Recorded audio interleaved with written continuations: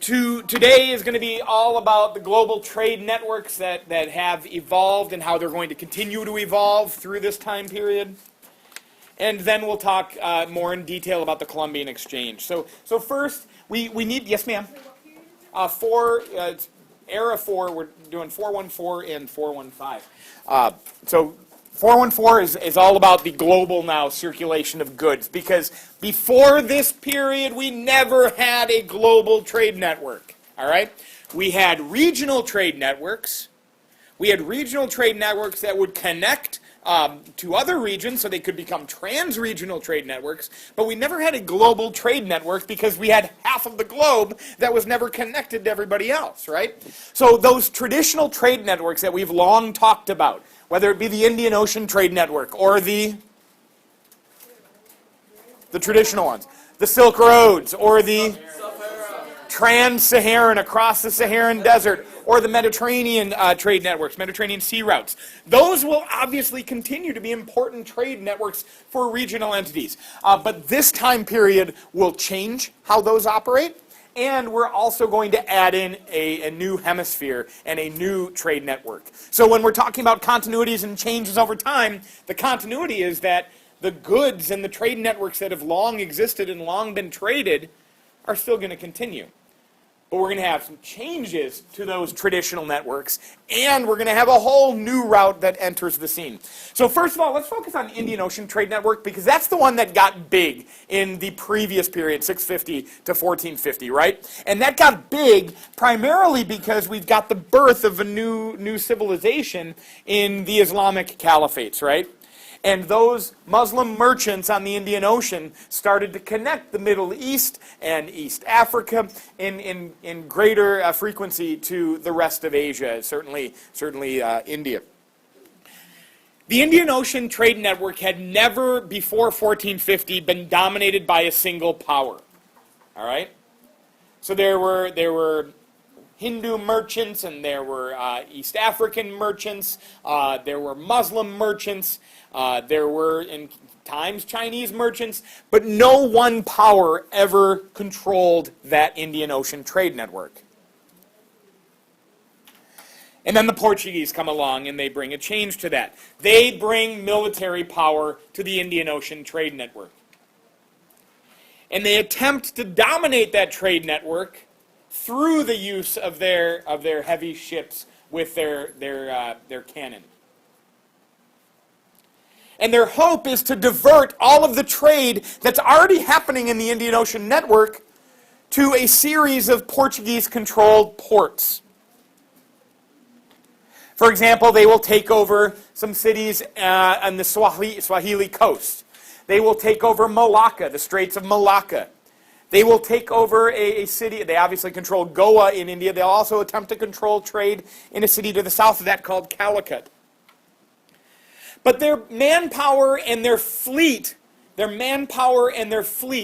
never going to be big enough to outright control all of the Indian Ocean trade network. So they rather run it through this, what we call a trading post empire. A series of cities, a series of trading posts throughout the Indian Ocean network, all the way from the Swahili coast to Malacca, that Portugal can control and divert all the trade of the Indian Ocean into those zones.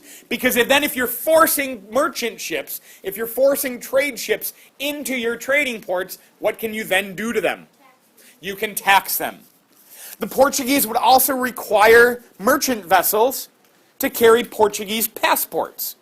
A passport, guys, is just the ability to travel, to pass from one port to another. Oh, passport. That sounds like it makes some sense there. So a passport just gives you freedom to pass. Well, you have freedom to pass because you have bought a passport, right?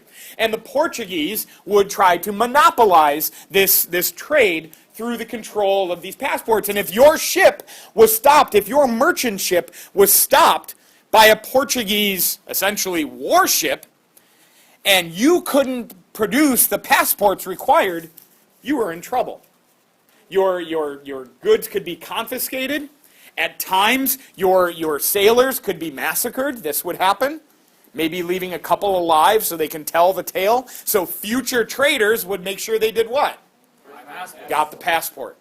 So Portugal, for the first time on the Indian Ocean Trade Network, attempted to control this through force, through military force. Now, eventually, because the Portuguese were ultimately spread too thin for the very tiny size of their nation and for the naval fleet that they actually possessed, they couldn't maintain this trading port empire. For example, the Dutch, by the 1640s, will take Malacca from Portugal. And Portugal will start to move into the background of this Indian Ocean trade network, while other powers like the Dutch and the British and the French begin to take more control in the region. No one European power will ever gain a true monopoly in the Indian Ocean trade network. You know the word monopoly, right? All right. No one European power is going to gain a true monopoly in the Indian Ocean trade network. But between the Portuguese and the Spanish and the Dutch and the British and the French, they will all be competing against each other for control, or for greater control of trade in the region. But what is different now compared to before? Now there's guns on the open seas in the Indian Ocean Trade Network. That didn't happen before. And the facilitators of trade before 1450 on the Indian Ocean Trade Network were primarily Muslim traders. They're going to be on the outs, replaced by these Europeans. Yes, sir. I have a question. Yeah. You said there was this gunpowder Muslim empire growing up, and why did they use their own guns to fight off? Yeah, the good question. We talked about the gunpowder empires of the Ottoman Empire and the Safavid Empire and the Mughals in India. So they certainly had this technology. But the Ottoman Empire was more so focused, like if we remember, the Ottoman Empire is way up here. They were more so focused on the Eastern Mediterranean, right? The Safavid Empire was largely in the north and kind of inland, and they spent so much time, I would say, competing against each other, the Ottomans and the Safavids, that there was not a lot of attention played by them to entering into these trade networks. Now, the Mughals were there in northern India. The Mughals were there and obviously took part in this trade network, but they themselves didn't have the powerful fleet that could compete against these European ships coming in. And I think we could just leave it at that. All right. Another big change on the for global trade networks now, that we're going to have a global trade network, is the adoption of a currency. Now, we've talked a little bit about currencies in this class, whether you go back to last year when you might have heard about a people known as the Lydians, who were the first in history, and these people were in what is today like Israel and the eastern coast of the Mediterranean Sea. The Lydians coined money for the first time. And why was it a big deal that people started to coin money? To coin a currency? Why does that impact the world? Yeah. Very good. It makes it far easier to trade, right? When there's a common currency, it makes it easier. Qin Shi Huangdi instituted a common currency for his unified Chinese empire. Right? So currencies, a common currency, makes trade much easier, right? We talked about the Chinese and their paper money, their flying money, to make trade easier, right? That's just another form of currency. Once the Spanish started sucking silver out of mines in the Americas, they started to mint that silver. And they minted that silver into a currency that's going to become known as a piece of 8. Or a peso de ocho. And you guys probably know that if you go to Mexico, their currency is going to be a peso. All right? The word peso just is Spanish for piece, a piece of 8. It's like an eighth of a hunk of silver. So this piece of 8 that the Spaniards were minting out of the silver that they were mining in South America, particularly out of Mexico and what is today Bolivia. That mountain, we've already talked about that mountain called Potosi in Bolivia, which was the greatest silver mine in the world. The Spanish would make so many of these pieces of 8 that this would become essentially the first globally accepted currency. Not just within the Spanish Empire, but other regions as well would accept it. So Spain was sending pieces of 8 to China. This is what they were trading China with for all the goods that Spain wanted out of China. In fact, the Peace of Eight was accepted as currency throughout the United States up until the 1850s. Yes?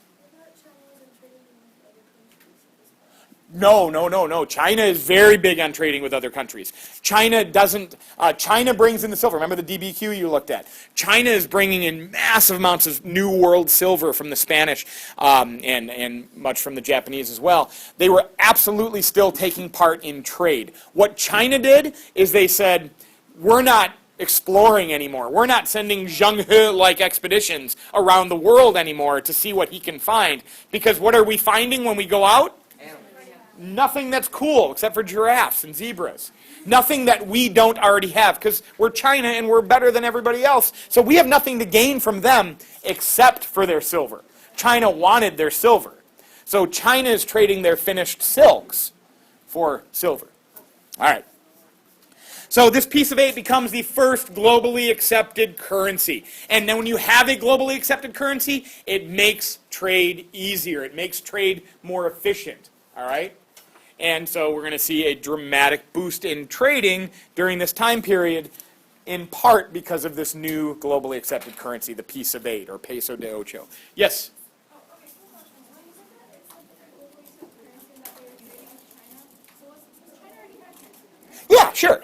Were they like converting? But the China would accept these. China was totally cool with these. They're just coins made out of silver. I mean, it's not like you can melt these down and turn them into whatever you'd want to. But it's why we call it a globally accepted, because Spain wouldn't have wanted, paper currency from the Chinese. But China was willing to accept this. So it didn't go both ways. All right, another dramatic change that's going to come during this period is the development of what we call joint stock companies. And you guys all know what joint stock companies are because you live in modern America, whose economy is largely driven by joint stock companies. All right? Now today, 2016, a joint stock company is a corporation that divides its ownership amongst many thousands or hundreds of thousands or even millions of owners. All right? No, could be. So if you buy a share of stock of Apple, you own one tiny sliver of a fraction of the Apple Corporation. All right? Joint stock companies can grow massively large because they can get investments from anybody. You can buy Apple, and you can buy Apple, and you can buy Apple, and even you back there can buy Apple if you want. All right? All of you can. When you do that, when you invest in a joint stock company, you have what's called limited liability. All right? When you invest in a joint stock company, you have what's called limited liability. Liability is like what you could lose. The only thing you could lose when you invest in a joint stock company is your original investment. So if you buy one share of Apple stock, which today is worth about $100, and the Apple Corporation completely collapses and goes bankrupt, and your stock, which was once bought for $100, is now worth $0, you have lost $100. You still probably own your house. You still have the shoes on your feet, right? Nothing. You probably still have your job that you work. Nothing else has changed for you. You just lost the value in that one share of stock that you bought. The reason that this is so beneficial to growing large companies is because joint stock companies share the risk of starting a company amongst many thousands or millions of individuals. Now, if you start a company on your own, one second. If you start a company on your own and you are what we call a sole proprietor, you're the only person that owns that company, and that company goes under, you might lose everything, right? Because all of your credit, all of your good financial worth is tied up into that one business. And if that business collapses, well, you've lost it all. You might even lose the shoes that are on your feet, right? So, and if that was your company, that's probably your job as well, right? So if your company, if you're a sole proprietor and you're working at that company day in, day out, if that company goes under, now you've lost the company, all your wealth in that company, and your job. So it's all gone. So joint stock companies spread the risk out of many people, and they can get investments from many people, all right? And so they can grow quite large. The birth of the joint stock company comes in this time period, right around the year 1600. We see the first charter of a joint stock company in Europe, around 1600. I had a question. I had a hand right over here. Alex, you had a question? Yeah. So I was saying, for joint stock companies, I feel like there's almost no risk to starting this company anymore, because you're saying that you're only putting a fraction of your wealth into it. You're putting a lot of people's, you're giving, instead of having risk bottled up into like one individual assuming all the risk, or maybe a partnership where a couple individuals assume all the risk, you're dividing all of that risk amongst many thousands or millions of people. So it's not on its own very risky. Now, truth be told, when there is less risk, there's usually less reward as well, right? Like, for example, if you start a business on your own and that business gets huge, you have made yourself a tremendous return on your individual investment. Yeah. Well, in the stock market, if stock has a good year, it might go up 5 or 10%. You know, you're not going to retire on that necessarily. You had a good year, but it's not going to change your life. So where there is less risk, there's also less reward. But where there is less risk, there's more people willing to invest in it. And that's where the joint stock company comes into our story today. Yes, sir. I just have a question, like, wouldn't that, like, because you share ownership, wouldn't like, power be unstable? Like you wouldn't have Sure. one individual assuming Sure. power as a... Yeah, you don't have, but the reality is most people that buy into stocks are very small fractional owners of corporations. Like, so small, they're virtually insignificant. To the point where they might have a choice, like a vote, as to who's going to be on the board of directors for a corporation. And they might have some decision-making process that could be involved in who becomes the chairman of the board or the CEO of a company. But ultimately, those day-to-day decisions are best left out of your hands. Like, just because I might own some stock in Apple, does the Apple Corporation contact me when they decide whether or not it's time to put out a new product?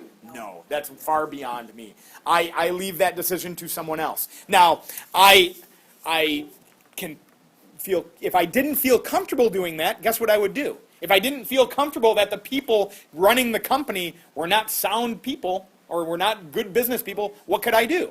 I get out. I sell that stock. I leave it. It's as easy as that, right? So, yeah, you would think, but it's not like if there's 1 million shares of stock out there and they're owned by 100,000 different people.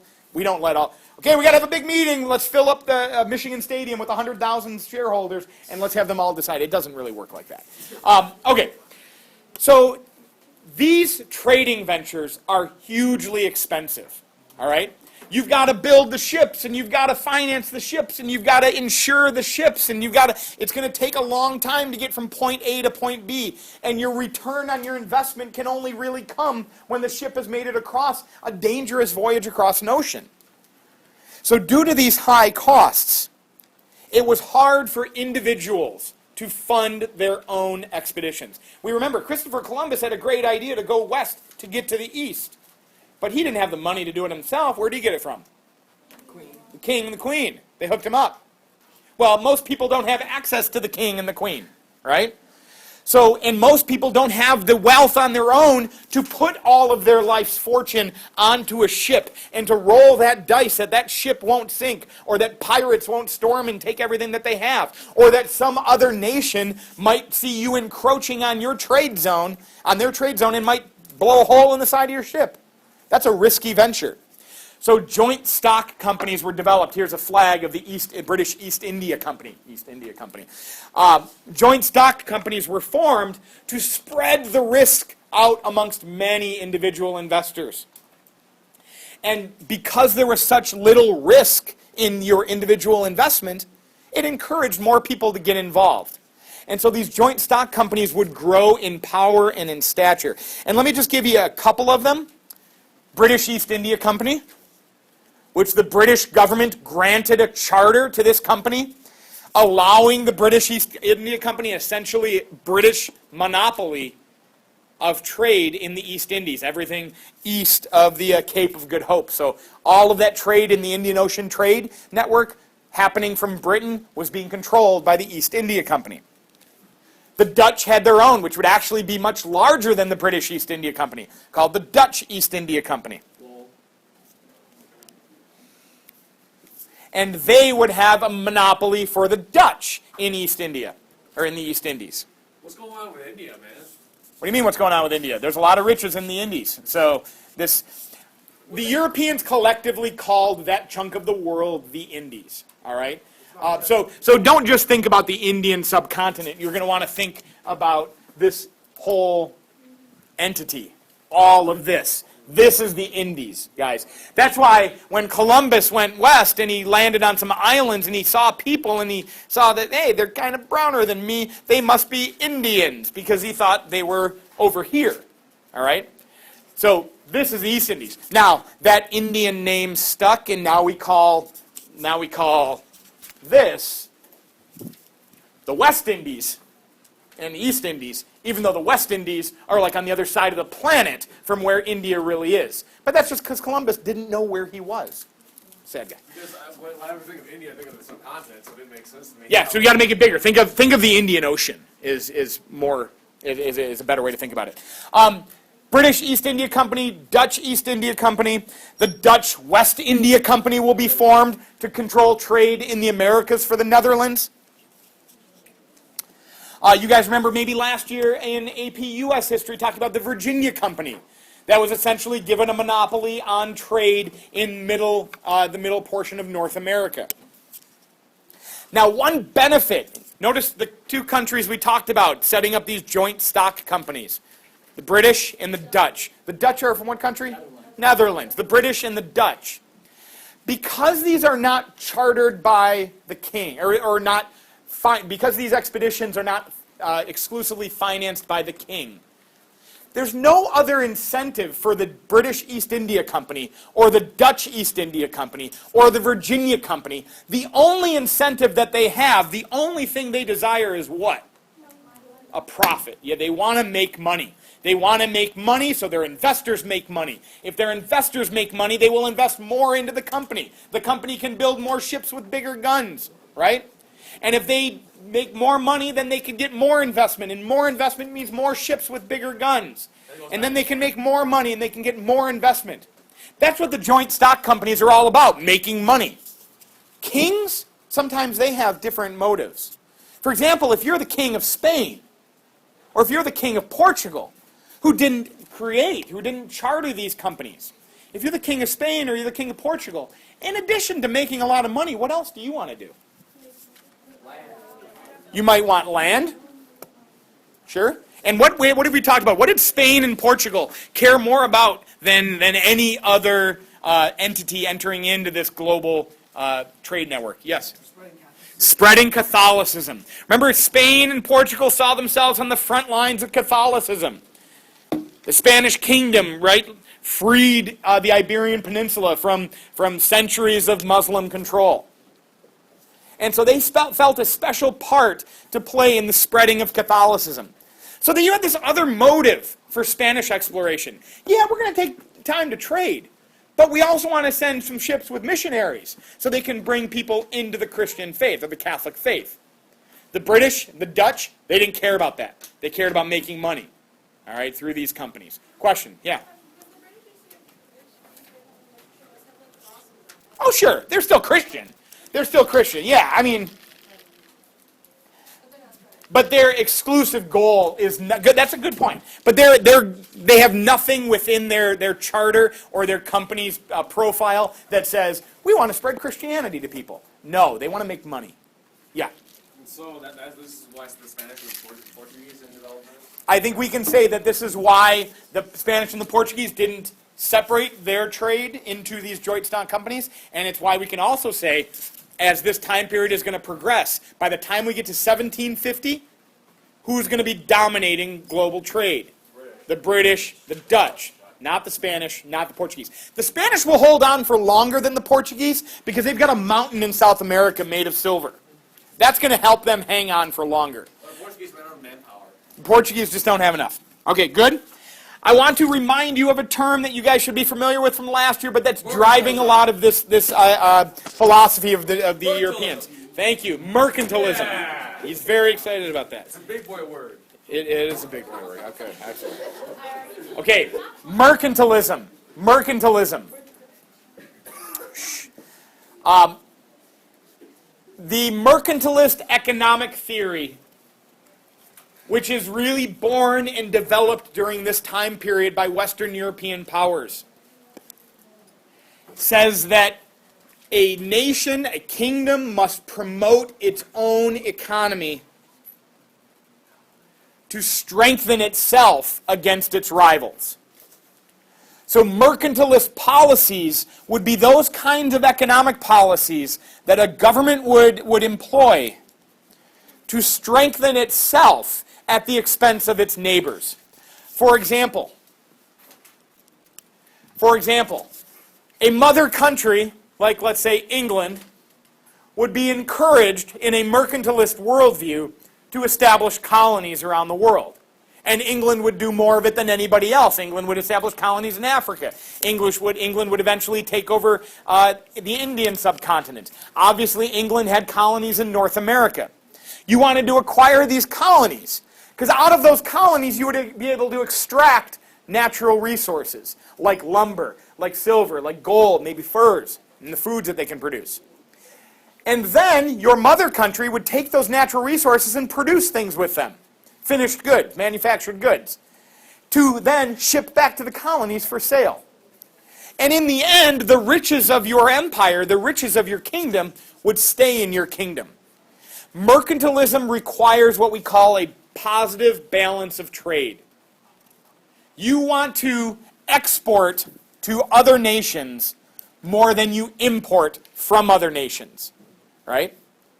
Because if Britain is exporting more to France than France is exporting to Britain, that means Britain has a negative balance of trade. That means British gold and British silver is going to France. And Britain is not bringing in French gold and silver in as great of quantities. The mercantilist idea says for countries to strictly control the trade within their empire. So their gold, their silver, their riches don't drip out to other nations. All right?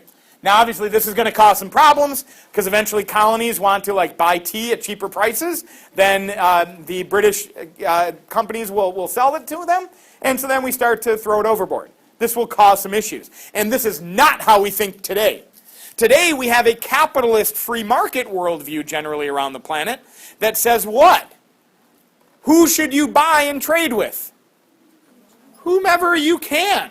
Whoever's going to sell it to you at the cheapest price. Whoever's going to give you the best product at the cheapest price. That's who you should trade with. Whoever does it best, that's who you should trade with. But this was the idea that was dominating the time period from the 1600s up until the 1800s. Now, what does this mean for us? European powers are going to be encouraged to expand their colonies, to grow, and there will be frequent interstate conflicts. And this is where you want to think about Britain and France. They were almost in constant conflict during this era. Britain and France, almost in constant conflict during this era. Conflict over trade routes, conflict over the acquisition and the holding of colonies.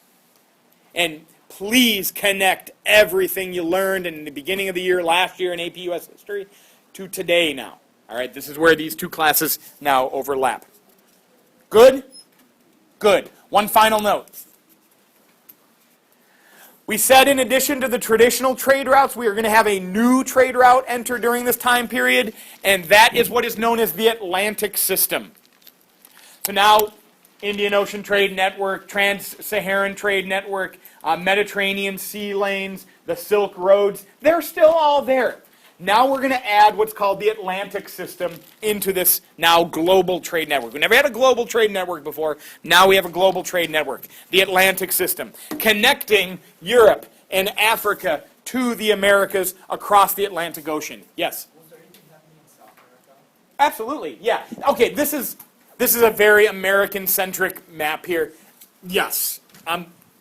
Yes. Massive amounts of sugar are being grown in Brazil. Yes, absolutely. So we could expand this triangle and bring in South America. That would probably be better. Shame on me for not doing that already. The Atlantic system is going to connect the New World. Now, remember, that is a old world-centric view to call this the New World, because there have long been people living in this, and they'd be like, hey, we've always been here. This isn't new. What are you talking about? Well, it's new to the people we've spent our entire year talking about. So connecting the New World to the Old World, this is where the phrase triangular trade is going to enter our vernacular for the first time, our vocabulary for the first time. This is not the only triangular trade system in the world. We'll talk at a later date about one that connects Britain with India. But here we have a triangular trade system that you guys, I'm sure, have all learned about. And the idea of triangular trade is because of efficiency in trade, you never want your ships to travel empty. An empty ship is losing money. So you would have ships in Europe, whether it be from Portugal or Spain or Britain or France, ships in Europe that would load themselves up with metalworks, pots and pans and kettles and things like that, or guns, or alcohol. And they would load those ships up and they would sail south to Africa, and they would dump off all of those finished goods for trade. And largely that trade would be in the form of those finished European products for African slaves. And then African slaves would then make a journey across the Atlantic Ocean in what is known as the Middle Passage. We're going to spend a whole day talking about slavery and the horrors of that. But this second leg of this journey is known as the Middle Passage. All right, it's Middle Passage within the triangular system. That is, when you hear Middle Passage, we're talking about the journey of slaves from Africa to the Americas. So they're going to make that journey from Africa to the Americas, and that's, I think, where Jacob's point is most important. This map has them going to, like, Florida, I guess. The vast majority of slaves that came from Africa, we'll talk about this in a couple days, are not going to go to Florida. They're not going to go to the Americas, to what is today the United States. Where are they going? They're going to the South Caribbean, and they're going to Brazil. Brazil imports more slaves, and it's ultimately going to have a larger slave population than any other colonial enterprise. So that is the point where this is probably most disjointed. So anyway, yes, ma'am.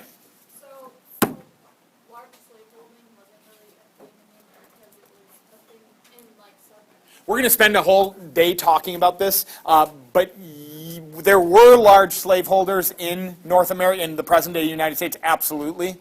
But the numbers of slaves required for the work that they were doing was far greater in the sugar-producing areas of the Americas. I don't want to stomp on my lecture from a couple days from now, but producing sugar is one of the most deadly jobs that a slave would be forced to do in horrible conditions and just nightmarishly difficult work. Whereas in the Americas, tobacco and eventually cotton plantations, while by no means is that easy work, it's nothing like working on sugar plantations in the South. We'll spend more time talking about that in a couple days. So those slaves working on sugar plantations, most of them would die within a couple of years of their labor. Whereas most slaves in North America, they would live their lives and then they would ultimately reproduce, which would require less of an importation need. Anyhow, we'll talk more about slavery in a couple days. So these ships never sailed empty. They would bring slaves to the Americas, and then they would unload those slaves for sale. And then they would fill those ships with now raw goods from the Americas, whether it be foodstuffs or lumber or the sugar or the rum that they're making out of sugar.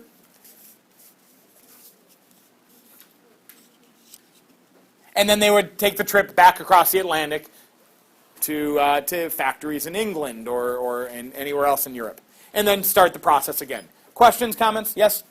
How did they make it past, actually, no, my question is, how did they make it all the way to England? Because you had to pass, it looks like you had to pass Spain and France first. Yeah, but I mean, we want to remember this ocean's big. This is a big ocean. So, like, if you are a ship that's right here, and there's another ship that's right here, you can't see it. All right, I mean, it's not like they have to like sneak and tiptoe by Spain. It's a big ocean. Spain and Portugal have an advantage because they're on the seaside, so they could actually make a wall that's blocking the entire area. That's a big ocean, dude. And so here's a good way to think about it. If you remember learning at all about World War I last year in AP US history, Britain was able to put a blockade across this chunk of water. They were with the biggest navy in the world. They could blockade this chunk of water. They can't blockade this. They didn't need to blockade that. In World War II, Britain would have loved to be able to blockade that. They couldn't blockade. You can't blockade the open ocean. It's just too big. We want to put some things on scale here. For example, can you see something that is like 2 miles away from you? No. Probably not. All right? Maybe on a very, very clear day. Right? And it's got to be pretty big to be able to pick it up still. Like, we're talking about thousands of miles of ocean here. All right? There's no way to blockade it. Anyway, we're going to press on. Now the Columbian Exchange. And I have enough time to do what I need to do. You guys probably already know about this, and it's certainly not a challenging concept for us. Christopher Columbus gets a lot of credit for the Columbian Exchange, but he really took very little part in it. The only thing Columbus did to become a part of the Columbian Exchange is lend his name to everything that happens after he travels. All right? So the Columbian Exchange is the collective term historians have been using for the last century about the exchange of goods and people and flora and fauna. Those are two fancy words to say plants and animals. And diseases between the old world and the new world. That is the Columbian Exchange. So stuff making it from the old world to the new world, and stuff making it from the new world to the old world that could have never happened before Christopher Columbus mistakenly landed on some islands that he didn't ever recognize what they really were. All right? It's the Columbian Exchange. Time out. Put a big star by this one in your notes. It is hugely important. I've told you a handful of things as we've gone through this year about like seminal events that you should recognize that happen within every period. Because you're going to get that continuity and change over time question on your AP exam. And so, for example, if we're talking about 1600 to 1450, you've got to recognize the birth of Islam.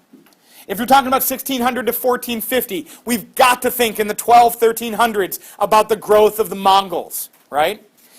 1450 to 1750, you've got to think about the Columbian Exchange. Okay? So if you get a continuity and change over time question, virtually about anything that I could possibly imagine, you're probably going to be working in some aspect of the Columbian Exchange. All right? It is hugely important. Good? Good. Let's talk about a few of the things that are going to be exchanged. First, biological exchanges. Old world diseases. Now, guys, remember we talked already about how the fact that the Incas in South America, how they created this massive empire and thousands of miles of roads across the Andes Mountains and wonderful cities like Machu Picchu, and they built all that stuff without the benefit of a wheel and without the benefit of what? Pack animals, heavy pack animals. There's not a whole lot of animal domestication that's gone on in the Americas compared to the old world. Well, guess what happens when you spend a few thousand years domesticating animals like cattle and pigs and horses and oxen?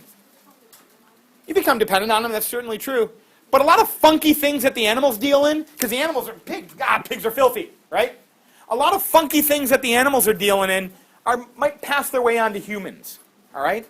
So over many centuries, over millennia, nasty viruses and bacteria are going to make their way from the animal world into the people world.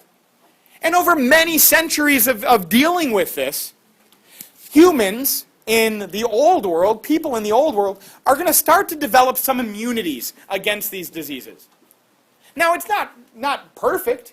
There will be smallpox epidemics in the old world, but nothing on the scope of what we will see when smallpox and measles make their way from the old world to the Americas, where these people never had any immunities built up, where individuals never had any contact with these diseases.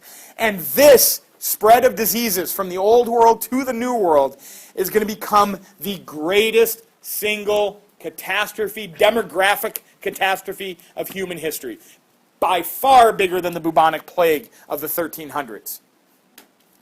Within maybe about 150 years' time, upwards of 90% of the population of North and South America, of the native population of North and South America, will be dead largely due to these new diseases that their systems had never come in contact with.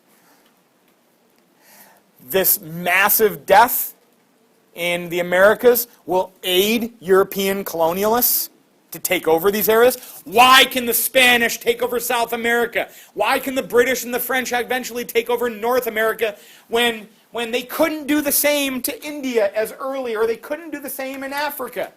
Well, because people in Africa and people in India and later people in China didn't die from European diseases because they had the same immunities that Europeans did. But Native Americans did.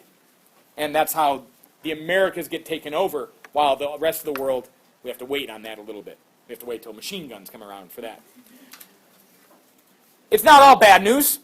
It's also going to be a massive exchange in crops between Old World and New World, and you have a litany of them going back and forth. I'm going to highlight a couple really important ones. The potato. Arguably the most important crop in the world.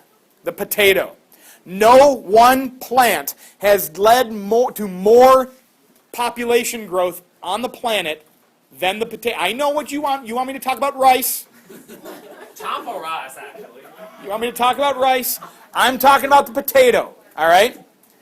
The potato can grow virtually anywhere. Can grow in high elevations. It doesn't need a lot of water. The potato is virtually impenetrable to diseases. Not completely. The Irish can tell you about that in the 1800s. The potato is nature's perfect food. If you have a bunch of potatoes and sunlight, you can survive. Vitamin D from the sun. All right, vitamin A. What do you get from the sun? Vitamin E from the sun. Okay. Anyway, the potato is like the perfect food. So human populations around the world are estimated to grow by up to 25% once the potato makes its way into the old world. I want to talk about tomatoes for a second.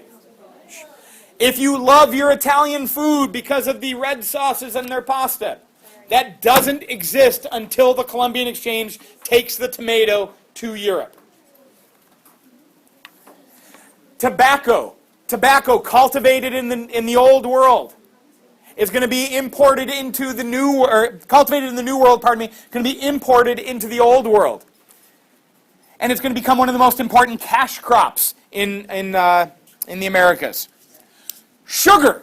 Now sugar is going to go the other way. Sugar originated in Southeast Asia, the sugar cane, and eventually is going to be brought by the Spanish to the Caribbean, and eventually by the Portuguese into Brazil. And sugar will become one of the most important cash crops on the planet. And it's the sugar that is going to dramatically increase the demand for an increase in slave trade. We'll talk more about that at a later date. Sugar's from the East Indies? Southeast Asia, originally. But eventually it's going to be, like, long before it makes it to the Americas, it's going to be throughout the old world. Animals. Europeans will bring in those pack animals, those horses, those cattle, the pigs, the oxen. They will now make their appearance in the Americas, and this will have a dramatic impact. If you close your eyes and you think about Native Americans on the Great Plains, for example, you're probably picturing, Native American Sioux tribesmen who are on horseback hunting buffalo. They were never on horseback until the Spaniards came around. All right? So there's going to be a dramatic change in the way Native Americans live their lives because of the new animals entering in the scene. Now, don't think it all goes one way. Guinea pigs will go this way. So Europeans never had guinea pigs, which I learned recently was a horribly foul creature that has seemingly endless ability to poop. But also the turkey, that bird that Ben Franklin thought should be our national bird. It's going to make it from the old world to the new, or from the New World to the Old. Finally, one last note to highlight about the Columbian Exchange. Forests. The forests of the Americas, whether they be in South America, like the rainforests, or in the forests of North America. New World forests are going to become essential. For the shipbuilding that European powers were taking part in during this time. So New World forests are going to be cut down, clear cut, for the shipbuilding industry. And the clear cutting of these forest lands, we've talked about this before with the Romans, for example, right? It's going to lead to some environmental problems in the Americas, like erosion and flooding issues, as forest lands will be cut down.